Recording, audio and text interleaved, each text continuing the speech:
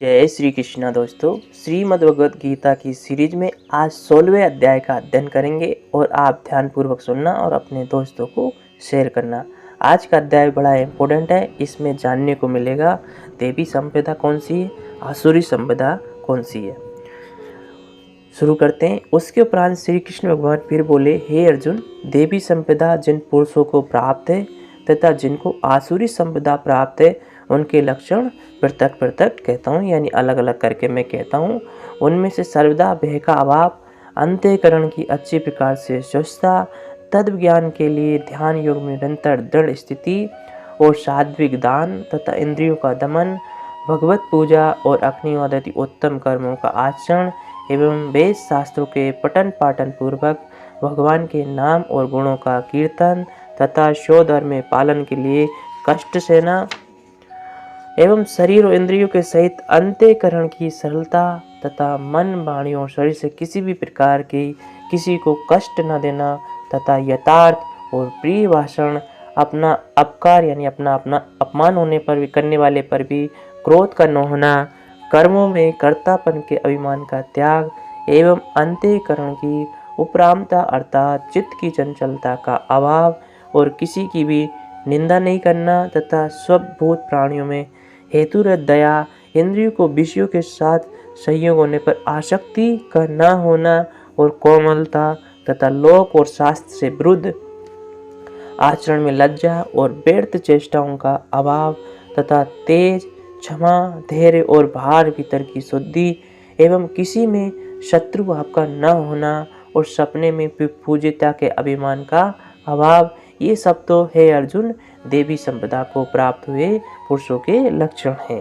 हे पार्थ, पाखंड और घमंड और अभिमान तथा क्रोध और कठोर वाणी एवं अज्ञान भी ये सब आसुरी संपदा को प्राप्त हुए पुरुष के लक्षण हैं।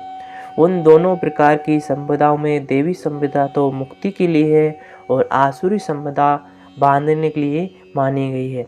इसलिए हे अर्जुन, तू शोक मत कर, क्योंकि तू देवी संपदा को प्राप्त हुआ है। हे अर्जुन, इस लोक में भूतों के स्वभाव दो प्रकार के माने गए हैं, एक तो देवों के जैसा और दूसरा आसुरों को जैसा। उनमें देवों का स्वभाव ही विस्तार पूर्वक कहा गया है, इसलिए अब असुरों के स्वभाव को भी विस्तार पूर्वक मेरे से सुन। हे अर्जुन, आसुरी स्वभाव वाले मनुष्य कर्तव्य कार्य में प्रवृत्त होने को और अकर्तव्य कार्य से निर्वृत्त होने को भी नहीं जानते, इसलिए उनमें ना तो भार भीतर की शुद्धि है, ना श्रेष्ठ आचरण है और ना सत्य भाषण ही है। वे आसुरी प्रकृति वाले मनुष्य कहते हैं कि जगत आश्रय रहित और सर्वदा झूठा एवं बिना ईश्वर के अपने आप स्त्री पुरुष के संयोग से उत्पन्न हुआ है, इसलिए केवल भोगों को भोगने के लिए ही इसके सिवा और क्या है। इस प्रकार इस मिथ्या ज्ञान को अवलंबन करके नष्ट हो गया स्वभाव जिनका तथा मंद है बुद्धि जिनकी, ऐसे वे सबका अपकार करने वाले कुकर्मी मनुष्य केवल जगत का नाश करने के लिए ही उत्पन्न होते हैं। वे मनुष्य दम्भ, मान और मद से युक्त, वे किसी भी प्रकार भी न पूर्ण होने वाले कामनाओं की आशा लेकर तथा अज्ञान से मिथ्या सिद्धांतों को ग्रहण करके भ्रष्ट आचरण से युक्त हुए संसार में बढ़ते हैं।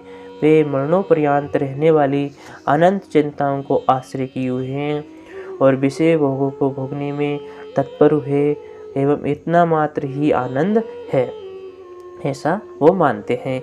इसलिए आशा रूप सैकड़ों फांसी से फंदे हुए काम क्रोध के परां हुए विषय भोगों की पूर्ति के लिए अन्यायपूर्वक धन आदि बहुत से पदार्थों को संग्रह करने की चेष्टा करते हैं। उन पुरुषों के विचार इस प्रकार के होते हैं कि मैंने आज ये तो पाया है और इस मनोरथ को प्राप्त होऊंगा तथा मेरे पास ये इतना धन है और फिर भी मैं ये होऊंगा।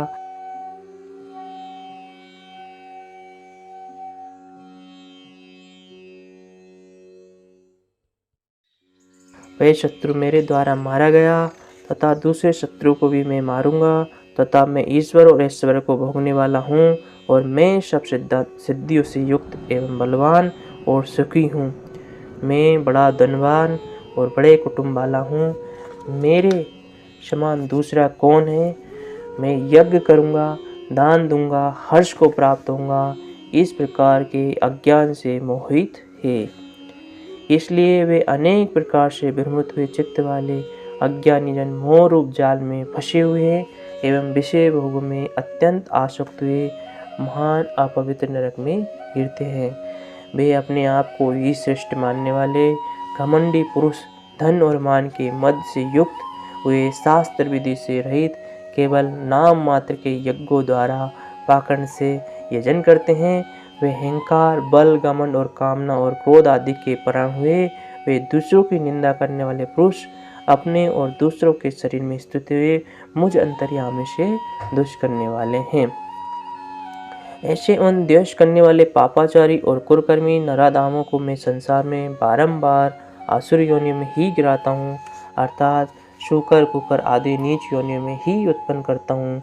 इसलिए हे अर्जुन, वे मूढ़ पुरुष जन्म जन्म में आसुरी योनि को प्राप्त हुए मेरे को न प्राप्त होकर उससे भी अति नीच गति को प्राप्त होते हैं, अर्थात और घोर नरक में पड़ते हैं।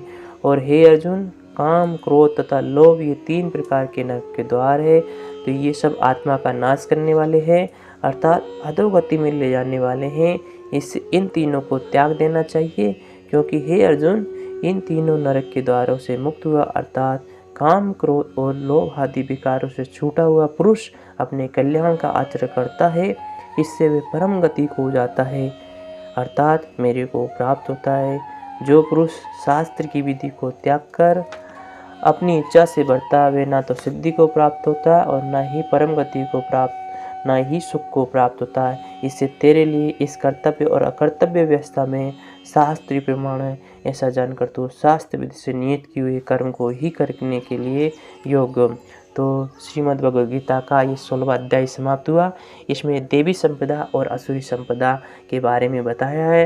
देवी संपदा के गुण भी बताए और आसुरी संपदा के गुण बताए। आप सभी लोगों में देवी संपदा होगी, अगर नहीं है तो जो लक्षण बताए इन लक्षणों को हमका पालन अवश्य करना है। मिलते हैं नेक्स्ट अध्याय के लिए, तब तक लिए जय श्री कृष्णा, जय श्री राधे।